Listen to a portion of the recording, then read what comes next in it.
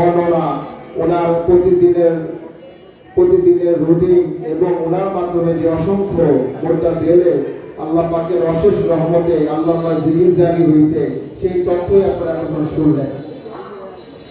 আমি এখানে যতটুকু দেখতে পাচ্ছি, আমাদের নতুন বা এলাকার বা আমাদের সাথে যারা উঠা বসা করে কিছু লোকজনকে দেখতে পাচ্ছি।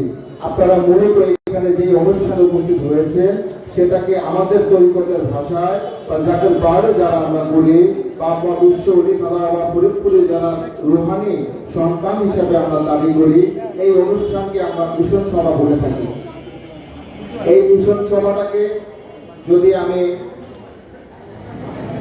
আমাদের দৈনন্দিন প্রতিদিনের ভাষায় যদি বলে থাকি, তাহলে একটা মিটিং, যেরকম একটা অনুষ্ঠানকে উদযাপন করতে গেলে যে কোনো একটা অনুষ্ঠানকে আমরা যদি আমাদের পারিবারিক হোক, সামাজিক হোক এবং রাষ্ট্রীয়ভাবে যে কোনো অনুষ্ঠান, যে কোনো কর্মকাণ্ডকে যদি আমরা বাস্তবায়ন করতে চাই, সেটার জন্য একটা আলোচনা প্রয়োজন হয়।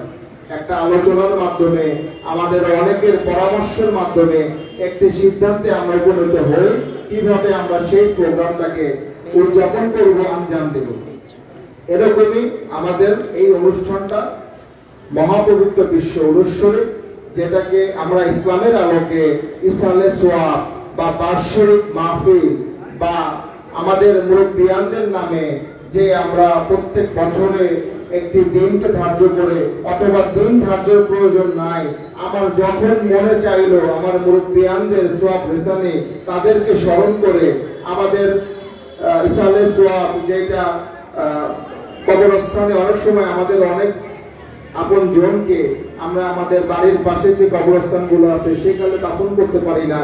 আমরা অনেকে আমাদের বা গ্রামের বাড়িতে বা আমরা থাকি এক জায়গায়, কবরস্থান অনেক দূরে থাকার কারণে আমরা ঘরে বসে আল্লাহ পাকের যে কালাম সূরা ফাতিহা এবং সূরা ইখলাস পাঠের মাধ্যমে এবং অন্যান্য সূরা, সূরা তাকাসসুর, সূরা কাফিরুন দ্বারা আমরা যেই সোয়াব রেসেন্ট আমাদের মুরব্বিয়ান আত্মীয় স্বজনদের মাধ্যমে আমরা করি, সেটাকে ইসালে সোয়াব বলা হয়। এটা দেখবেন আপনারা প্রায় জুম্মার সময় আমাদের অনেক মসজিদে এটা খতিব সাহেব সূরা ফাতিহা একবার, সূরা ইখলাস 3 বার পড়ে দোয়া করে, সেটাকে ইসালে সোয়াব বলা হয়। এই পরিভাষায় আপনারা যেভাবে নেন না কেন, এইটাকে বাৎসরিক যে মাহফিল, বাৎসরিক যে প্রোগ্রাম, বাৎসরিক যে অনুষ্ঠানটা আমরা উদযাপন করে থাকি, সেটার নামে আমরা তরিকতের যারা তরিকতপন্থী তারা আমরা মহাপবিত্র বিশ্ব উরুস শরীফ নামে উদযাপন করে থাকি। একই সাথে মহাপবিত্র বিশ্ব উরুস শরীফ, এই যেই কর্মকাণ্ডগুলা মহাপবিত্র বিশ্ব উরুস শরীফে আমরা করে থাকি, সেটাই আমি এখন আপনাদের সামনে ব্যাখ্যা করব। আমাদের মহাপবিত্র বিশ্ব উরুস শরীফ আপনারা এতক্ষণে জ্ঞাত হয়ে গেছেন। জানুয়ারি মাসের 17, 18,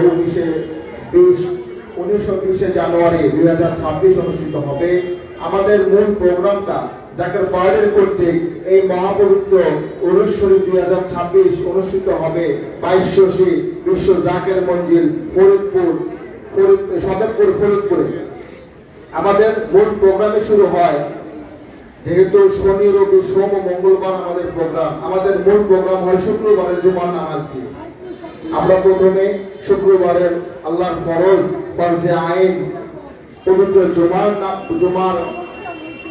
প্রথমে 4 রাকাত সুন্নত নামাজ, তারপরে 2 রাকাত ফরজ নামাজ, তারপরে আবার 4 রাকাত সুন্নত নামাজ, এবং আমাদের তরিকার পরিপন্থী বা যারা আল্লাহর নফল ইবাদত নিজের জন্য করে, সেই হিসাব করে পবিত্র জুমার পরে আমরা 2 রাকাত নফল নামাজ পড়ে 2 রাকাত নফল নামাজ আমরা আদায় করি।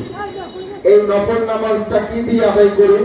আমরা প্রথম রাকাতে সূরা ফাতিহার সাথে সূরা কাফিরুন পড়ি এবং দ্বিতীয় রাকাতে সূরা ফাতিহার সাথে সূরা ইখলাস আদায় করি।